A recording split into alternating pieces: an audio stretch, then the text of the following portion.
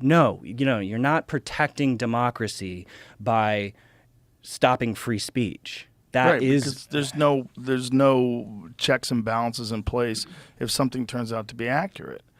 Where then whoever put out that disinformation initially, like if someone posts something like say masks don't work and they get banned off of Twitter and say, oh, this is in response to the CDC's, but if it turns out that masks actually don't work, the CDC doesn't get punished, which is kind of fucking crazy. Because if they're the ones that are setting these guidelines and these guidelines turn out to be inaccurate and people get banned off of social media for arguing with these guidelines, there's no repercussions. There's nothing, these people are fucked and there's no recourse. There's right. nothing to do. Actually, that's the policy that we do need. We need the policy for social networks and media companies to, apologize and and fix their wrongs. Yeah. Well, and also, like, why wouldn't the CDC be punished then? Well, shouldn't they be banned? Or shouldn't they be, have a strike against them? But they're not. It's like, it's really frustrating because you're dealing with narratives that are oftentimes 100% propaganda. And they're not backed by science. They're not backed. It's just like some things that people say. Like Rachel Maddow was on television telling everybody that this vaccine stops the virus in its tracks. If you get vaccinated, the virus can no longer affect you. It can't affect anyone else. It stops, and we can get out of this thing. Well, that's not fucking true at all.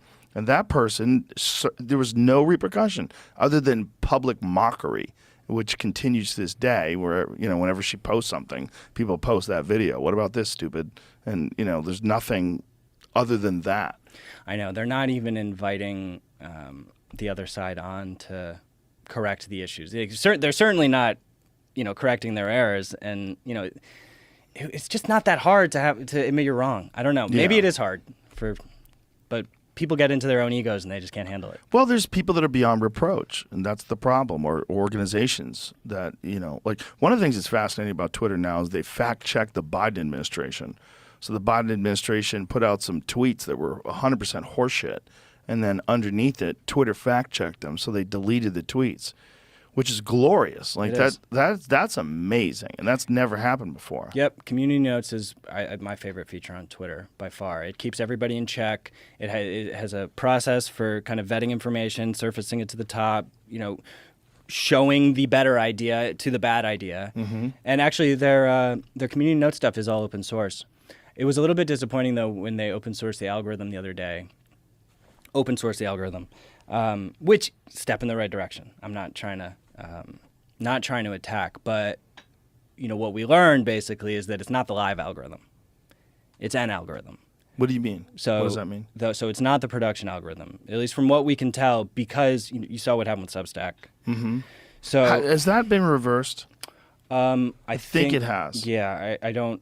I would need to confirm. I think that the ability to engage with those posts got changed back, but then like Taibbi's posts, you can even search them. But the point being is that, and I submitted a comment on their GitHub where this algorithm exists. It's like, well, if this is the algorithm, why wasn't the Substack blocking showing up in the algorithm the other day? I mean, it wasn't there. So clearly there's some sort of a link blacklist. And, Twitter did say that this isn't the whole algorithm and they're going to be releasing more over time. But the problem is we should have seen something change in that when all the Substack blocking went down.